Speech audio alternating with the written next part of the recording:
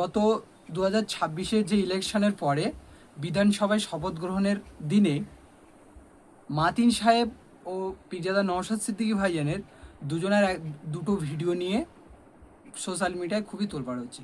বিষয়টা এমন যে এখানে বলছে যে নওশাদ সিদ্দিকী শপথ গ্রহণের সময় বলছে যে আমি সৃষ্টিকর্তার উপরে শপথ গ্রহণ করছি।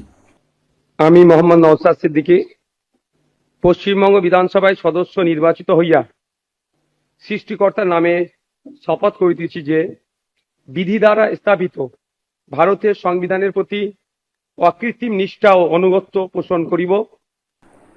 আর ওই একই কথাটা মাতিন সাহেব বলেছে যে আমি মহান রব্বুল আলমিনের নামে শপথ করছি। আমি মোহাম্মদ আব্দুল মাতিন পশ্চিমবঙ্গ বিধানসভায় সদস্য নির্বাচিত হইয়া রব্বুল আলামিন আল্লাহর নামে শপথ করিতেছি। এটাই সোশ্যাল মিডিয়ায় এমনভাবে পোস্ট করা হচ্ছে যেখানে পোস্টে বলা হচ্ছে মানে একটা বিভ্রান্ত সৃষ্টি করার মতো একটা পোস্ট হচ্ছে। আর কিছু নিচের লেভেলের কিছু নেতারা এই কথাগুলো বেশিরভাগ বলছে। তো আসসালামু আলাইকুম এভরিওয়ান, সবাই কেমন আছেন?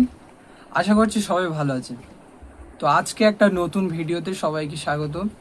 সো আজকে ভিডিও হতে চলেছে সোশ্যাল মিডিয়ায় একটা ভিডিও নিয়ে খুবই তোলপাড় হচ্ছে, যেমন যেখানে দেখাচ্ছে দুটো ভিডিও গত 2026-এর যে ইলেকশনের পরে বিধানসভায় শপথ গ্রহণের দিনে মাতিন সাহেব ও পিরজাদা নওশাদ সিদ্দিকী ভাইজানের দুজনের দুটো ভিডিও নিয়ে সোশ্যাল মিডিয়ায় খুবই তোলপাড় হচ্ছে।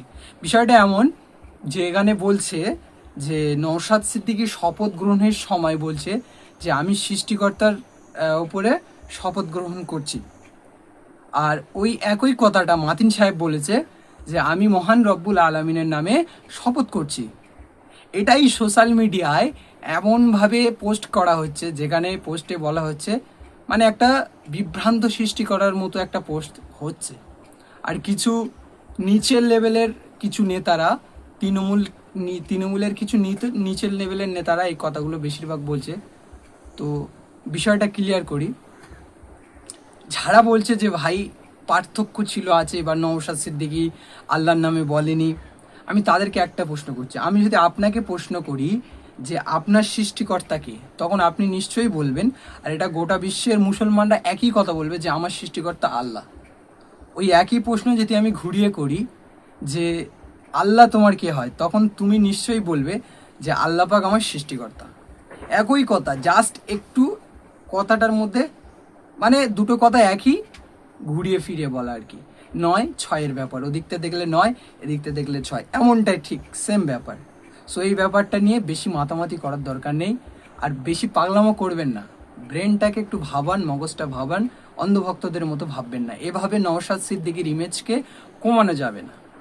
নওশাদ সিদ্দিকীর ইমেজ গোটা বাংলার সমস্ত ধর্মের মানুষ আজকে 2021 থেকে 26 পর্যন্ত সবাই নওশাদ সিদ্দিকীকে জানে।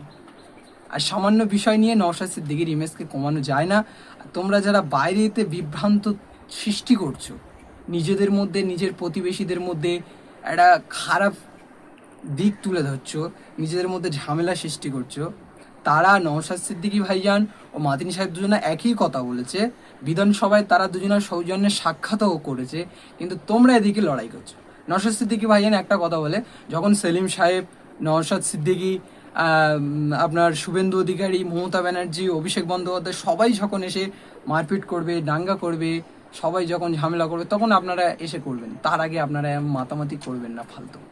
তাই নিজের প্রতিবেশীর মধ্যে ঝামেলা না করে এই সামান্য বিষয়টাকে নিয়ে এভাবে ভাববেন না, মূর্খের মতো ভাববেন না, ঠিক আছে? এভাবে না ভেবে একটু মন দিয়ে ভাবেন। নওশাদ সিদ্দিকী 2021 সাল থেকে সাধারণ মানুষের বিচার পাইয়ে দেওয়ার জন্য, অধিকার বুঝিয়ে দেওয়ার জন্য নওশাদ সিদ্দিকী লড়াই করে যাচ্ছে।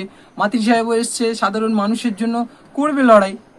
সবার রাজনীতি করার অধিকার আছে, সবাই সবার রাজনীতি করুক। সবশেষে একটা কথা বলবো, শান্তি বজায় রাখুন, সুস্থ থাকুন, ভালো থাকুন।